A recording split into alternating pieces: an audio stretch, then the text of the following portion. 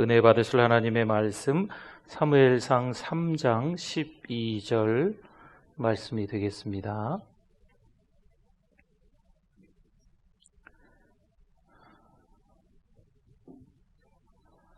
사무엘상 3장 12절 말씀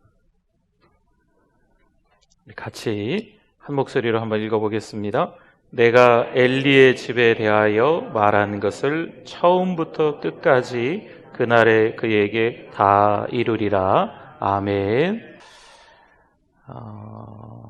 이제 1년이 지나고 때로는 10년이 지나고 한 30년 때로는 한 100년 세월이 지나는 거죠. 한 남자와 한 여자가 만나서 결혼을 했어요.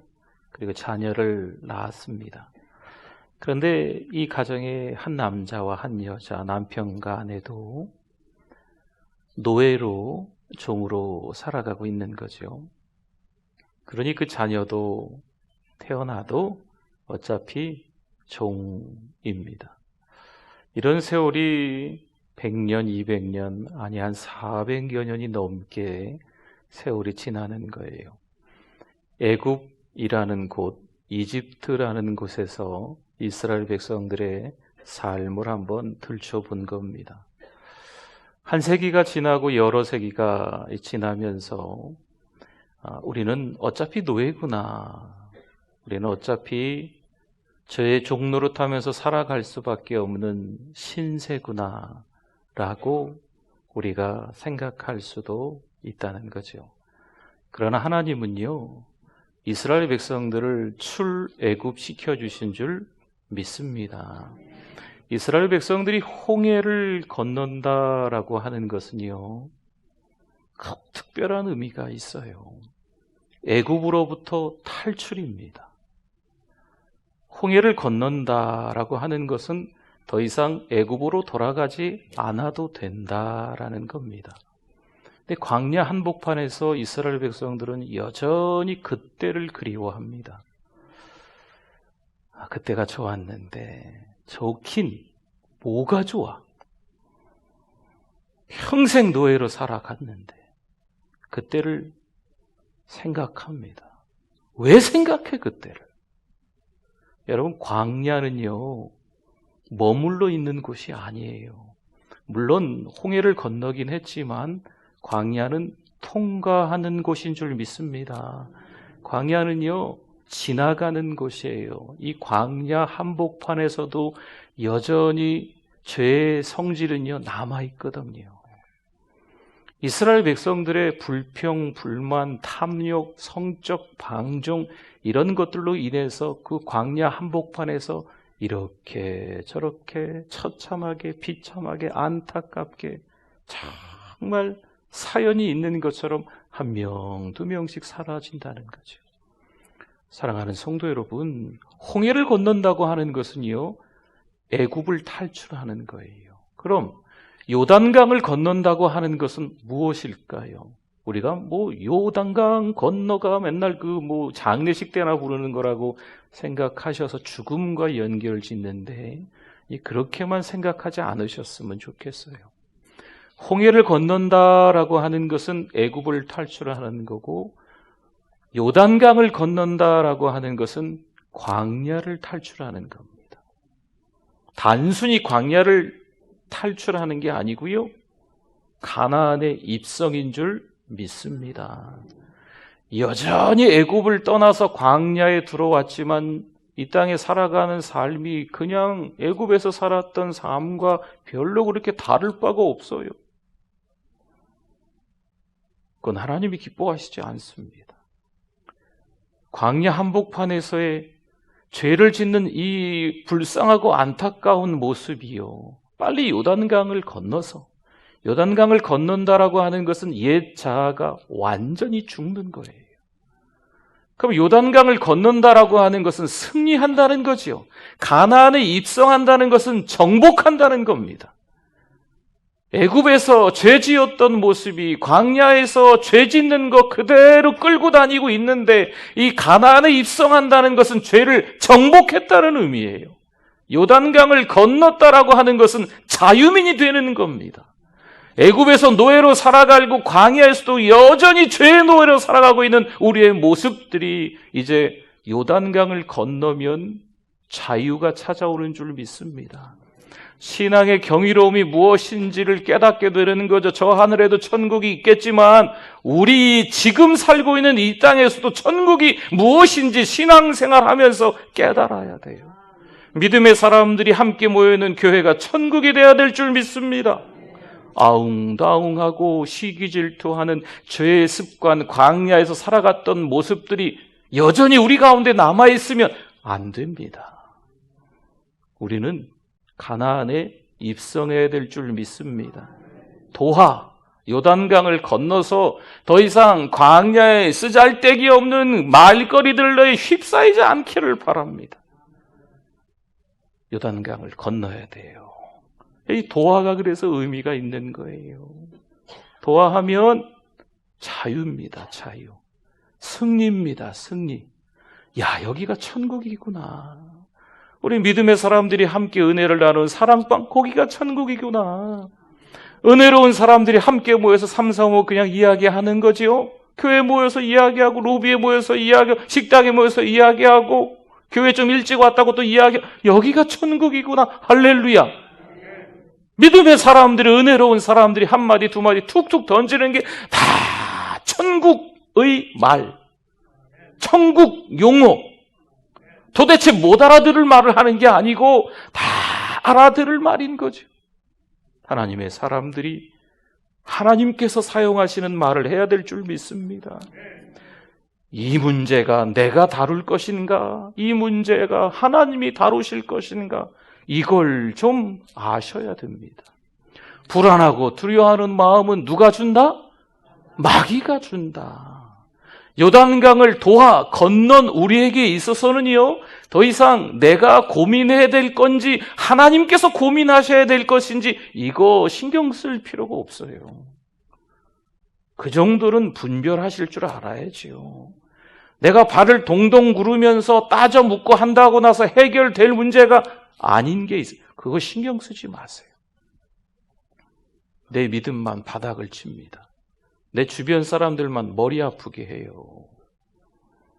더 이상 광야에 머물러 있지 마세요. 광야는요, 머물러 있는 게 아니고 통과하는 곳입니다.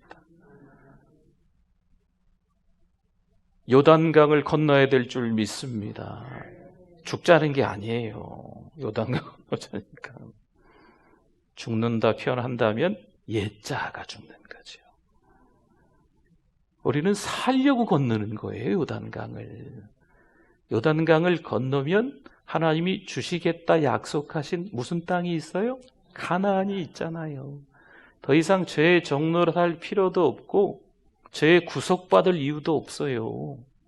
자유민으로 살아가는 거거든요. 가나안에 입성하면 축복인 줄 믿습니다. 그래서 오늘 말씀도요, 선한 일과 불길한 일이라는 제목을 정했는데, 선한 말씀을 통해서 선한 역사를 이루는 우리 성도인들 되시기를 바랍니다. 그러나 하나님은요, 불길한 말씀을 통해서 불길한 일도 쭉 이어지게도 만드시는 거예요. 선한 말씀으로 선한 일 한 가지만 평생에 딱 한 가지만 있어도 은혜인데,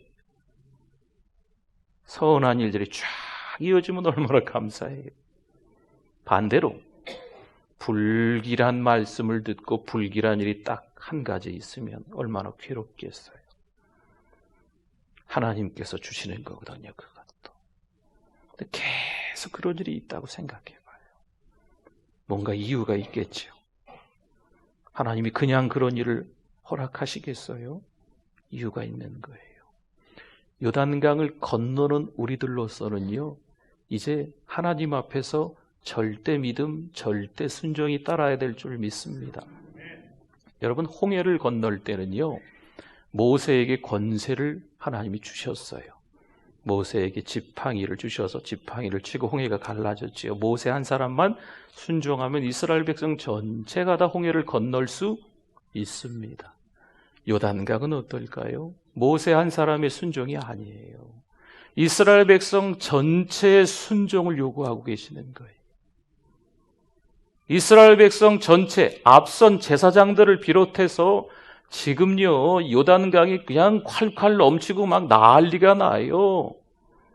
그냥 지리로 얇은 데도 있었겠지만 지금 상황으로는요, 우기이기도 하고 저 위에 헐몬사서부터 이 눈이 녹아 내려가지고 갑자기 물이 막 창일하거든요. 넘치거든요.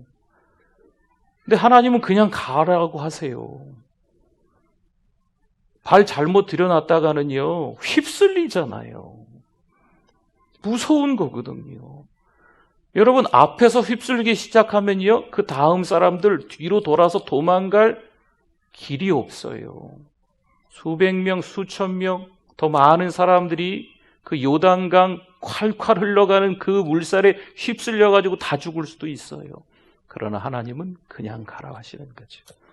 절대 믿음, 절대 순종을 딱 한 사람, 모세나 여호수아에게 요구하시는 게 아니고, 지금은요, 리더 한 사람에게 요구하는 게 아니고 이스라엘 백성 전체에게 요구하시는 거예요. 그 믿음을 한번 보시려고 하는 거죠. 그 순종을 한번 가늠해 보시는 거예요. 근데 그 이스라엘 백성들이 다 건너지 않습니까? 할렐루야. 하나님의 역사예요. 죽을 수도 있다. 믿음에는 위험이 따른다. 믿음은 쉽지 않습니다. 죽을 수도 있는 위험 요소가 있지만 그냥 요단강 발을 들여놓는 거죠. 그때 그 절대 믿음, 절대 순종 때문에 요단강이 갈라져서 마른 땅이 된 줄 믿습니다. 그때 이스라엘 백성 전체가 다 지나가는 거예요. 사무엘상 2장 30절에서 36절 말씀인데요. 좀 불편한 말씀일 수도 있지만 성경 말씀이니까 한번 봅시다. 이제 엘리 가문이 이제 어떻게 되는지에 대한 하나님의 말씀이에요. 그러므로 이스라엘의 하나님 나 여호와가 말하노라. 내가 전에 내 집과 내 조상의 집이 내 앞에 영원히 행하리라 하였으나 이제 나 여호와가 말하노니 결단코 그렇게 하지 아니하리라. 무섭죠. 나를 존중히 여기는 자를 내가 존중히 여기고 나를 멸시하는 자를 내가 경멸하리라. 보라, 내가 내 팔과 내 조상의 집 팔을 끊어 내 집에 노인이 하나도 없게. 노인이 없다는 것은 연세가 드시기 전에 다 돌아가셨다는 얘기겠죠. 노인이 하나도 없게 하는 날이 이를지라. 이스라엘에게 모든 복을 내리는 중에 너는, 그러니까 이스라엘 백성들 모두에게 복을 내리되 엘리 집안 내 처소에게는 환난을 본다라는 거죠. 내 집에 영원토록 또 노인이 없을 것이며 내 제단에서 내가 끊어버리지 아니할 네 사람이 내 눈을 쇠잔하게 하고 내 마음을 슬프게 할 것이요 내 집에서 출산되는 모든 자가 젊어서 죽으리라. 내 두 아들 홈리와 비느하스가 한날에 죽으리니 그 둘이 당할 그 일이 내게 표징이 되리라. 내가 나를 위하여 충실한 제사장을 일으키리니. 그러니까 엘리 가문이 제사장이 아니에요. 이제 엘리가 대제사장이고 홈리와 비느하스가 제사장이었는데 이제 그들이 제사장이 아니고 하나님이 다른 사람을 세우겠다는 거죠. 그 사람은 내 마음 내 뜻대로 행할 것이라. 내가 그를 위하여 견고한 집을 세우리니 그가 나의 기름 부음을 받은 자 앞에서 영구히 행하리라. 그리고 내 집에 남은 사람이 각기 와서 그 제사장에게, 하나님이 다시 세운 그 충실한 제사장에게 은 한 조각과 떡 한 덩이를 위하여 그에게 엎드려 이르되 구걸한다는 거죠. 청하노니 내게 제사장의 직분 하나를 맡겨 내게 떡 조각을 먹게 하소서 하리라 하셨다 하니라. 엘리의 집에 내리실 재앙을 처음부터 끝까지 하나도 빠짐없이 다 쏟으시겠다라는 말씀입니다. 이스라엘 백성이 하나님의 말씀에 순종했을 때 어떤 일이 일어났느냐? 여호수아 21장 45절에 보니까요. 여호와께서 이스라엘 족속에게 말씀하신, 같이 한번 읽어봅니다. 선한 말씀이 하나도 남음이 없이 다 응하였더라. 아멘. 이스라엘 백성이 하나님의 말씀에 절대 믿음, 절대 순종을 가졌을 때 그 하나님의 선한 말씀이 딱 한 가지라도 빠짐없이 다 응하게 되었더라. 여호수아 23장 14절 말씀. 보라 나는 오늘 온 세상이 가는 길로 가려니와 너희의 하나님 여호와께서, 지금 여호수아가 이야기하는 거예요. 너희에게 대하여 말씀하신 모든 선한 말씀이 하나도 틀리지 아니하고 다 너희에게 응하여 그 중에 하나도 어김이 없음을 너희 모든 사람은 마음과 뜻으로 아는 바라. 그러니까 이스라엘 백성의 모든 사람들도, 여호수아뿐만이 아니고 이스라엘 백성의 모든 사람들도 선한 하나님의 말씀이 하나도 남김없이 다 응한 걸 다 피부로 경험해서 너희들도 다 알고 있다라는 말씀입니다. 그럼 왜 이 좋은 결과가 나타났겠습니까? 여호수아 11장 15절 말씀을 보세요. 여호와께서 그의 종 모세에게 명령하셨습니다. 여호와께서 누구에게요? 그의 종 모세에게 명령하셨습니다. 모세는 여호수아에게 명령했습니다. 모세의 종이 여호수아였거든요. 그래서 하나님의 말씀을 들은 대로 모세가 자기의 종인 여호수아에게 다 명령하는 거죠. 그랬더니 여호수아는 그대로 했어요. 여호와께서 모세에게 명하신 모든 것을 하나도 행하지 아니한 것이 없었더라. 하나님께서 모세에게 말씀해 주시고 그 명령을 들은 모세는 하나도 빠짐없이 여호수아에게 다 명령하는 거죠. 그랬더니 여호수아도 그 들은 명령을 하나도 남김없이 다 그대로 했다라는 말씀입니다.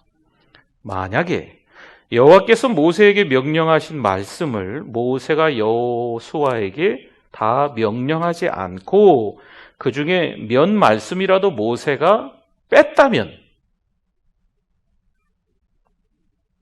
여호와께서 모세에게 명하신 모든 일이 다 이루어질 수 없을 뻔했습니다. 반면에 비록 여호와께서 모세에게 명하신 그 내용들을 이 모세가 여호수아에게 다 잘 명령을 했지만 여호수아가 그 중에 몇 가지를 빼고 행하였다면 여호와께서 모세에게 명하신 모든 선한 일이 어떻게 됐을까요? 마찬가지겠지요. 뭔가 뺐다면 다 응하지 않게 되는 거지요. 실패할 뻔했습니다. 그러나 여호와께서 모세에게 명령하시고 또 모세가 그 명령을 듣고 하나도 빠짐없이 여호수아에게 명령했고 모세의 종인 여호수아가 그 명령을 다 듣고 하나도 빠짐없이 선하신 하나님의 말씀 그대로 했기 때문에 여호와의 말씀이 하나도 빠짐없이 다 응하게 된 줄 믿습니다. 선한 일은요, 사실 가다가 한 번만 생겨도 감지덕지죠. 너무 감사하죠. 일평생 살아가면서 죽어라고 평생을 고생하다가 딱 한 달만이라도, 한 달이 너무 길까요? 딱 하루만이라도 하나님 앞에 쓰임 받는다면 전 좋을 것 같아요. 일평생 살아가면서 죽어라고 고생하다가 딱 하루만이라도 하나님 앞에 쓰임 받는다면 천국에 입성할 때 잘했다, 착하고 충성된 종아, 내 잔치에 참여할 것이다, 칭찬 듣지 않겠어요? 그런데 한 번 생겨도 좋은데 모든 선한 일이 다 응했다니 이건 뭐 어떻게 말씀드려야 될까요? 너무나도 큰 감사거리인 거죠. 사도행전 13장 22절 말씀에 보면 이제 다윗 이야기가 나옵니다. 패하시고 다윗을 왕으로 세우시고 증언하여 이르시되 내가 이새의 아들 다윗을 만나니, 그 다음에 한번 같이 읽어주세요. 내 마음에 맞는 사람이라 내 뜻을 다 이루리라 하시더니 아멘. 다윗 한 사람을 하나님이 지명하여 불러 세우셔서 이 다윗을 통하여서 하나님의 뜻을 하나도 남김없이 이루시겠다, 이 뜻입니다. 사도행전 13장 23절 말씀 같이 한번 읽어봅니다. 하나님이 약속하신 대로 이 사람의 후손에서 이스라엘을 위하여 구주를 세우셨으니 곧 예수라. 아멘. 다윗을 통해서 이루려고 하시던 하나님의 뜻을요, 처음부터 끝까지 다 이루시는 줄 믿습니다. 시편 138편 8절의 상반절만 보면요, 여호와께서 나를 위하여 보상해 주시리이다. 이거 다윗의 시거든요. 여호와께서 나를 위해서, 나와 관계에서 하나님이 쏟아 부어 주실 게 있다는 거죠. 다윗의 큰 바람입니다. 하나님께서 이것을 들어주실까요? 시편 57편 2절 말씀이 이렇게 또 이어집니다. 같이 한번 읽어봅니다. 내가 지존하신 하나님께 부르짖음이요 곧 나를 위하여 모든 것을 이루시는 하나님께로다. 아멘. 다윗을 통해서 하나도 빠짐없이 남김없이 하나님은 다 이루시는 줄 믿습니다. 이런 하나님이시죠. 정말 하나님께서 다윗이 바라던 대로 현실로 다 이루어 주시는 거죠. 다윗이 얼마나 복된 삶을 살았습니까? 물론 다윗이 이 가로 안의 일들이 참 많이 있었어요. 죽어라 하고 도망다녔던 때도 있고, 그렇죠. 사울왕 때문에, 아들 압살롬 때문에, 또 그 가정이 그렇게 사연이 많잖아요. 그렇죠. 요즘 말하면 엮이는 가정이에요. 정상적인 가정이 아닌 것처럼 보일 정도로 너무 파란만장한 일들이 많이 있었어요. 그럼에도 불구하고 하나님은 그 많은 시련 과정을 거치면서 이 다윗을 하나님의 내 마음에 맞는 사람이다 하면서 사용하시지 않습니까? 여러분, 지나간 과거 너무 연연하지 마세요. 어떤 경우에는요, 교회에 이래저래 정말 세상에서 뭐라고 얘기해야 되나, 아주 나쁜 그 사람, 근데 욕하려다가 지금 세상에 정말 나쁜 사람이었는데 교회에 들어와서 새 사람 되는 경우 있잖아요. 그 과거 우리 신경 쓰지 말아야 되잖아요. 그분 과거나 우리 과거나 뭐 우리가 생각하기에는 뭐 하늘 땅처럼 큰 차이가 있어 보이지만 죄 지은 우리는 다 비슷비슷하고요. 교회는요, 죄인이 오는 곳이거든요. 그러니까 과거에 너무 연연하지 마세요. 하나님도 신경 쓰지 않으시는데 왜 우리가 서로 과거를 연연합니까? 아유, 이 사람 10년 전에 내가 아는데, 5년 전에, 1년 전에, 몇 달 전에 내가 아는데. 저는요, 예전에 한번 이렇게 차 타고 가다가 우리 교회 열심히 신앙생활 하시는, 우리 여기 전라도가 아닙니다. 딴 지역에서 또 오해하실라. 네. 운전하고 가다가 우리 교회에서 열심히 이렇게 섬기시는 집사님이 길거리에서 담배 피우고 계시더라고요. 그래서 제가 얼마나 놀랬겠어요. 전 담배 피시는지 몰랐거든요. 창문 열고 아는 척 할까 하다가 그냥 지나가는 게 낫겠다. 그분은 아직도 제가 그분을 본지 모르시거든요. 네.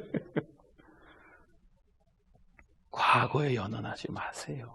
그렇죠? 지금 혹시나 하나님의 마음을 아프게 하는 일이 있다면 금방 과거가 되잖아요. 그렇죠? 금방 과거가, 내일 되면 또 오늘도 과거잖아요. 그러니까 빨리 그러한 일들을 청산하실 수 있기를 바랍니다. 그리고 하나님 앞에 붙들린 귀한 하나님의 귀한 남종 여종으로 살아가실 수 있기를 부탁을 드립니다. 그럼 선한 일만 다 이루어질까요? 그렇지 않습니다. 여호수아 23장 15절 16절 말씀에 보면 너희의 하나님 여호와께서 너희에게 말씀하신 모든 선한 말씀이 선한 일이 너희에게 임한 것 같이 여호와께서 모든 불길한 말씀도 불길한 일도 너희에게 임하게 하사 너희의 하나님 여호와께서 너희에게 주신 이 아름다운 땅에서 너희를 멸절하기까지 하실 것이라. 우리가 하나님을 배반하고 범죄할 때에 악한 일도 불길한 일도 다 그대로 응한다라는 말씀입니다. 하나님께서는요, 우리에게 모든 선만 임하게 하시는 분이 아니세요. 이스라엘이 하나님의 언약을 범하고 다른 신들을 섬길 때에는 모든 불길한 일도 하나도 빠짐없이 다 이루어지게 하시겠다라는 말씀입니다. 여러분, 이스라엘 백성들이 지금 함께 더불어 지내고 있습니다. 마치 우리가 교회 안에서 함께 지내는 것처럼 말입니다. 선한 일이 그대로 이루어지는 분도 있고 불길한 일이 그대로 이루어지는 분도 안타깝지만 죄송하지만 있을 수 있어요. 하나님의 말씀에 민감하실 수 있기를 바랍니다. 요단강을 도하 빨리 건너셔야 돼요. 광야에서 오래 머물러 계시면 안 돼요. 더 이상 죄에 질질 끌려다니다가 어느새 우리가 선한 일이 이루어지는 게 아니고 불길한 하나님의 말씀으로 불길한 일들로 쭉 이어져 버리는 안타까운 사연 많은 사람이 될 수도 있어요. 이제는요, 좀 바뀌어야 됩니다.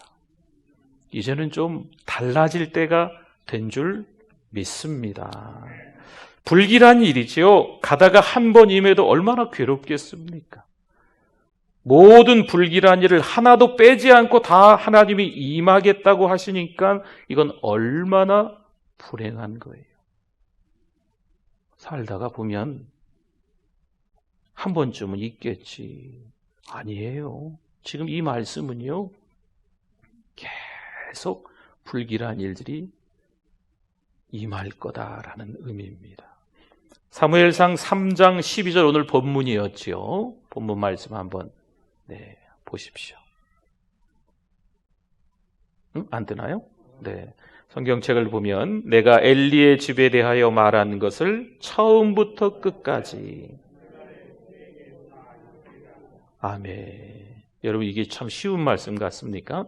아까 말씀 시작하면서 2장 30절에서 36절을 제가 읽어드렸잖아요. 그 하나님의 말씀이 엘리의 집에 대하여 말한 것을, 그러니까 엘리가 하나님의 말씀을 지키지 않으니까, 하나님보다 자식을 더 얼르고 달래고 있으니까 그 불길한 말씀이, 불길한 일들이 다 그대로 가정에 임한다라는 말씀이에요. 엘리의 두 아들 홈리와 비느하스가 전쟁터에서 한날같이 진짜 죽었습니다. 그때 엘리가 의자에 앉아 있다가 한 80이 좀 넘으셨을까요? 엘리가 전쟁에 지고 아들 홈리와 비느하스도 죽고 하나님의 언약궤도 블레셋에게 뺏겼다는 소식을 듣고 놀라서 뒤로 자빠져 목이 부러져 죽었습니다. 엘리가요.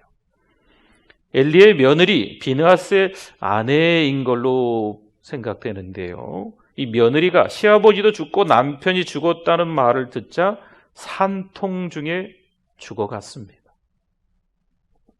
하나님의 말씀에 순종할 때는요, 우리에게 말씀하신 모든 선한 일이 하나도 남김없이 다 이루어지는 줄 믿습니다. 광야에서는요, 이게 잘 안 돼요. 언제까지 우리가 광야에 머물겠어요? 도와하셔야 될 줄 믿습니다. 정말 천국이 무엇인지, 이 고난의 신비, 예수 그리스도가 나를 위해 십자가에서 못 박혀 죽으신 그 고난의 신비, 사도 바울이 그런 얘기를 했어요. 측량할 수 없는 그리스도의 풍성이다. 그 하나님의 사랑은 아낌없이 아들을 주시면서까지 그 하나님의 사랑은 높고 넓고 깊고 길다고 측량할 수 없다, 헤아릴 수 없는 하나님의 사랑이다라고 고백한 거지요. 요단강을 도하한 사도 바울의 고백이에요. 신앙의 경이로움, 그 신앙의 신비로움, 아름다움을 사도 바울이 경험하고 에베소서의 말씀에서 계속 우리에게 연거푸어 이야기해 주고 있는 거거든요. 오늘 우리도 물론 구원받은 게 감격스럽지요.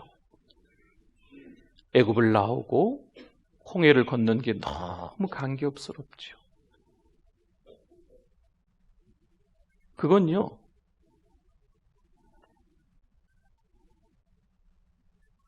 무료로 값 없이 그렇게 우리에게 주신 거예요.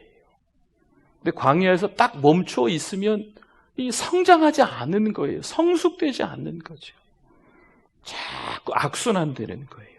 이 습관들 있잖아요. 습관들, 죄의 습관들, 나쁜 습관들, 아니, 좋은 습관도 많은데 이 죄의 나쁜 습관들이 여전히 광야에서 몸에 배어 있으니까 자꾸 불평하지요.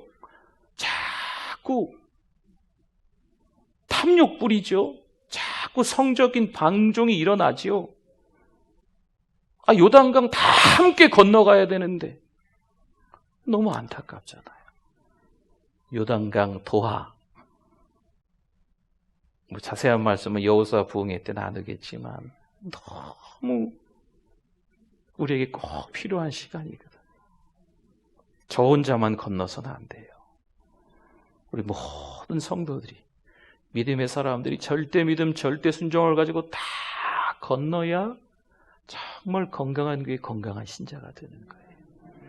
안 그러면 악순환이에요, 악순환. 네. 우리 교회는 괜찮겠지, 천만에요. 그렇지 않습니다. 우리 도시는 괜찮겠지, 천만에요. 그렇지 않습니다. 유럽은 어쩌고 저쩌고 해서 교회도 안 다닌다는데 제가 우리 신방할 때가 어떤 권사님한테 얘기를 들어보니까 보통 이제 외국에서는 우리 한국 사람들이 가면 이민 갔다 그러잖아요.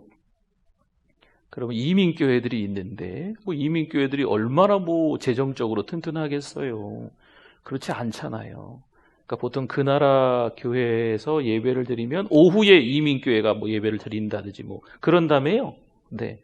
근데 지금 그 교회들이 다 문을 걸어 잠갔으니 또 우리나라 사람들은 어느 나라 가든지 좀 극성맞거든, 신앙이요. 네. 그러니까 우리 막 모여야 되는데 이 나라 사람들은 모이지도 않고 문 걸어 잠그니까 모일 데도 없고, 그 산 위에 올라가서 모인다 그러대요. 그 권사님 오셨나? 정 권사님? 이제 이민가 네. 산 위에서 이렇게 모이신다. 참. 네. 사랑하는 성도 여러분, 우리나라 예외 아닙니다. 그렇죠? 우리 교회 예외 아닙니다. 나 자신 예외 아닙니다. 옛자가 죽고 제 습관들이 빨리 죽어야 돼요. 내가 그리스도와 함께 십자가에 못 박혔나니, 그래야 그 다음에 요단강 도하에서 시간이 가면 갈수록 성숙된 믿음이 되는 줄 믿습니다. 이 진짜 영적인 거목이죠. 거장이죠. 여호수아 1장 8절 말씀, 요즘에 자주 말씀을 드립니다. 같이 한번 읽어봅니다. 이 율법책을 내 입에서 떠나지 말게 하며 주야로 그것을 묵상하여 그 가운데 그 안에 기록된 대로 다 지켜 행하라. 그리하면 내 길이 평탄하게 될 것이며 내가 형통하리라. 아멘. 내 입에서 떠나지 말게 하며, 그러니까 입에서 하나님의 말씀이 떠나면 사람의 말이 나오는 거예요. 어떤 걸 선택하시겠어요? 시편 1편 2절도 볼까요? 같이 읽어봅니다. 오직 여호와의 율법을 즐거워하여 그의 율법을 죄하러 묵상하는도다. 여호와의 율법을 내 입에서 즐거워하면 여전히 그게 나오는 거고, 하나님의 말씀을 즐거워하지 않으면 다른 게 나오는 거예요. 그럴 수밖에 없어요. 잘 생각해 보세요. 이왕이면 하나님의 말씀을 선택할 수 있기를 바랍니다. 이왕이면 천국이 우리 가운데 임해야 돼요. 네, 어떤 분들이 그런다 하더라고요. 네, 요즘 코로나 때문에 좀 막 힘들고 교회에서 모이자 그러니까 교회를 가기는 가는데, 아이고 어쩌다 내가 그냥 이 젊은 나이에 하나님한테 일찍 붙들려가지고 이 좋은 금요일 저녁에 남들은 또 다 놀러가는 이 주일 이 아침에 교회에 끌려와가지고 이 신세가 됐나. 하나님은 사랑도 많다는데 보다 더 젊은 날을 기깔나게 한번 놀다가 나이 많이 먹고 돌아올 걸, 이러고 후회한다고 하더라고요. 이 우스갯소리가 아니더라고요. 좀 기가 막히죠. 여러분 혹시 그런 분들 없으신가 모르겠어요. 주를 위해 살아가야 될 줄 믿습니다. 한 살이라도 더 젊었을 때, 70대가 아니고 60대였을 때, 60대가 아니고 50대, 40대, 30대였을 때 하나님이 부르신 것이 감사한 줄 믿습니다.